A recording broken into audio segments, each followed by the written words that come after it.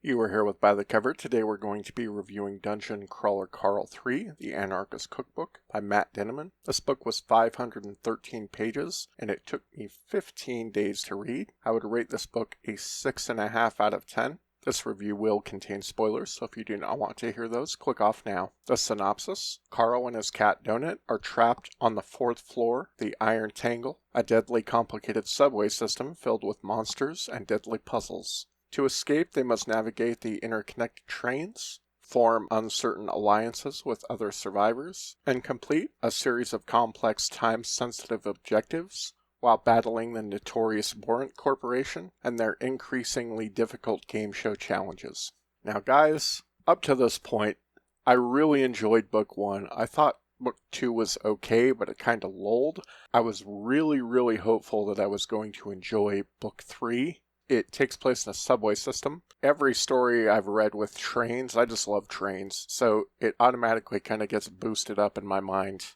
And I was looking forward to reading this one. Unfortunately, this book, there's so much fluff in it, and there's so much useless information that I really just didn't enjoy it. It really has me questioning, am I going to enjoy the rest of the series? My primary issue with this entire series is that they just feed you full of information you don't need to know. Right at the beginning of this book, the author basically states, don't even pay attention to all of the details of the Tangle, which is the subway system.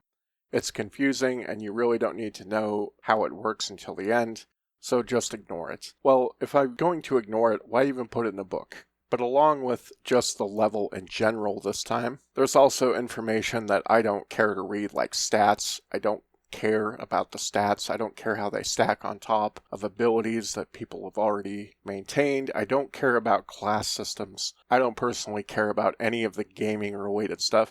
I do like reading the descriptions of achievements sometimes.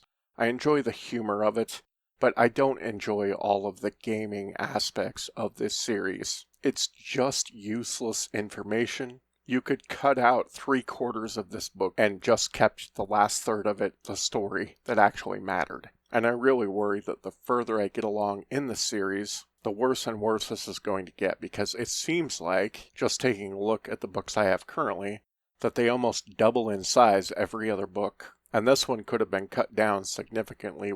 So as far as my likes of the book, I liked Katya's character building. I really didn't enjoy her character much throughout the book until later in the book, and then things picked up and I really started liking her. I do like when the crawlers get together and they have interactions. I do enjoy some of the descriptions, and I always enjoy when things are very funny, but it seems like those moments are less and less throughout this book. I also like the parallels of the powers that be controlling the less fortunate for their own entertainment. Meanwhile, we fight amongst each other. I like when the book explores people's humanity. I love the scene where Hecla tried to kill Katya and Donut stood up for her friend. I thought that was amazing. I love reading the background about how Bay wanted to sell Donut, and I thought the ending was really good as well.